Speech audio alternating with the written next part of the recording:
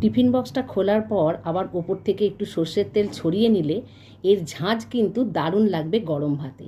প্রথমে চিচিঙ্গাগুলোকে গোল গোল করে কেটে মাঝখানের বীজগুলোকে ফেলে দিয়ে 5 মিনিটের জন্য সেদ্ধ করে নেবো, পুরো ডুবো জল আর নুন দিয়ে।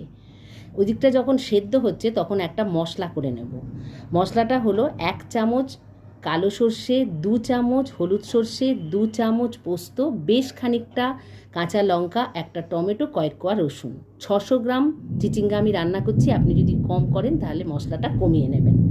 5 মিনিট বাদে এগুলোর পুরো ঝুড়িতে দিয়ে জলটাকে পুরোপুরি ঝরিয়ে নেব। সেদ্ধ কিন্তু হয়ে গেছে। একটা টিফিন বাটি নিয়েছি বড় সাইজের, সেই টিফিন বাটির মধ্যে বেটে রাখা পুরো মশলাটাকে নিয়ে নেব। এর সঙ্গে দেব আন্দাজ মতো নুন আর একটুখানি চিনি। যেহেতু এটা সবজি তাই চিনি দিলে খেতে খুব ভালো লাগবে, অসুবিধা থাকলে বাদ দিতে পারেন। সর্ষের তেল দিয়ে দেবো 3 চামচ, দিয়ে ভালো করে মশলাটাকে মাখিয়ে নিয়ে ওর মধ্যে সেদ্ধ করে রাখা চিচিঙ্গাগুলোকে দিয়ে দেবো। তারপর চিচিঙ্গাগুলোকে দিয়েও ভালো করে মাখিয়ে নেবো যাতে সব চিচিঙ্গার গায়ে মশলাটা ভালো করে লেগে যায়।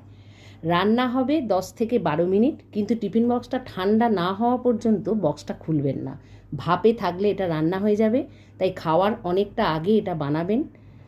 একবার হলেও এইভাবে বানিয়ে খেয়ে দেখবেন, খুবই ভালো লাগবে খেতে। বাজারে এই জিনিসগুলো যখন পাওয়া যায় খেতে খেতে একদম মুখ হেজে যায়, তখন যদি একটু আলাদাভাবে বানিয়ে খাওয়া যায় ভালোই লাগে। আপনি কত আর নিত্য নতুন সবজি বাজারে পাবেন, এগুলোকেই খেতে হবে। 2 দিন 4 দিন না খেলে তারপরে খেতেই হয়, তাই অবশ্যই একবার বানিয়ে খেয়ে দেখবেন। আমার চ্যানেল যারা সাবস্ক্রাইব করেননি চ্যানেলটা সাবস্ক্রাইব করে নেওয়ার অনুরোধ রইল। ফেসবুক থেকে দেখলে পেজটাকে ফলো করে নেবেন। টিফিন বক্সটা জলটা দিয়েছি টিফিন বক্সের মুখের লেভেলের নিচে পর্যন্ত 12 মিনিট ভাপিয়ে নেব। তারপর একদম ঠান্ডা করে টিফিন বক্সটা খুলে নিলেই খাওয়ার জন্য একদম রেডি। গরম ভাতে পরিবেশন করে খেয়ে জানান।